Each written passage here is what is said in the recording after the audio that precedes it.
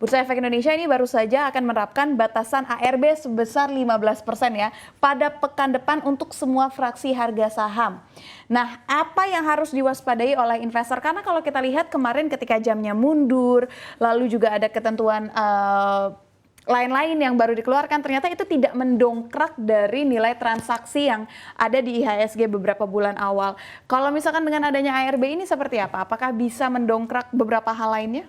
Oke, kalau mendongkrak nilai transaksi sebenarnya ini relatif ya, karena kita harus melihat juga bagaimana aliran asing yang masuk juga gitu. Kalau kita melihat dari sisi asing kan sekarang ada prospek dia mau mengalami resesi ya di Eropa dan Amerika. Tentu aja ini masih jadi hal yang ya cukup beresiko juga gitu untuk aliran dana yang masuk gitu kan.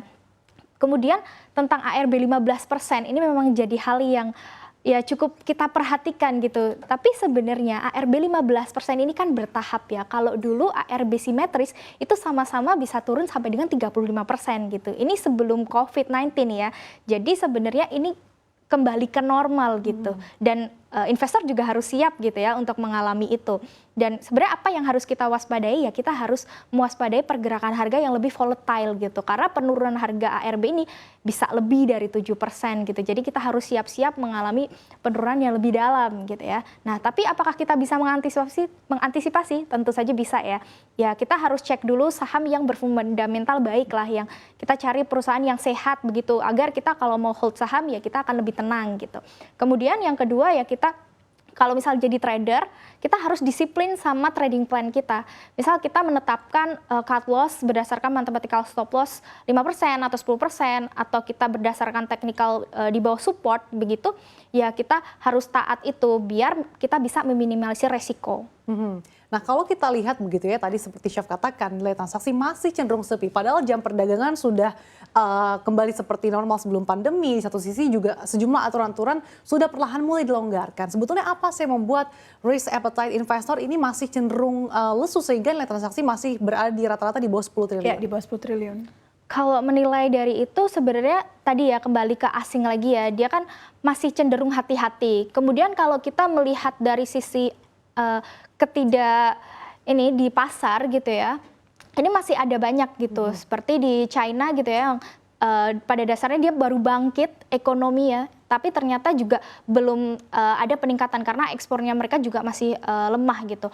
Kemudian juga dari sisi aturan-aturan yang berlaku, ada beberapa yang udah dihapuskan dari BEI seperti kode broker gitu. Jadi untuk investor lama atau trader yang mungkin kecenderungannya terbiasa dengan trading menggunakan. Faktor juga ya terkait kode broker. Oke. Jadi mereka mungkin belum terbiasa, jadi mungkin mereka akan lebih hati-hati dalam menaruh uang dan mungkin bisa dari sedikit-sedikit begitu ya, modalnya tidak seagresif yang dulu seperti itu. Dan kita sudah tiba di akhir bulan Mei, besok sudah memasuki bulan Juni gitu sebentar lagi. Nah, bagaimana proyeksi pergerakan IHSG di hari terakhir pekan ini besok? Oke, berarti ini termasuk ini besok 1 hari sebelum Juni ya, dan sebelum libur panjang juga. Kalau kita lihat pergerakannya masih cenderung sideways.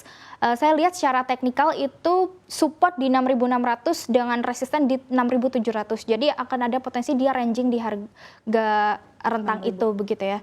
Dan kalau kita lihat secara volume dan juga dari sektoralnya, ada perbankan yang seperti BRI yang dia punya market cap cukup besar berkontribusi ke IHSG itu kan sempat ATH beberapa kali ya, dan untuk potensi dia terkoreksi itu masih cukup ada gitu. Berarti dia bisa mendorong IHSG bergerak sideways itu jika dia koreksi ya, itu masih memungkinkan begitu. Oke, apakah artinya dengan proyeksi sekitar support tadi 6.600, resistance di 6.700, ini benar adanya sell in May and go away, Tasya?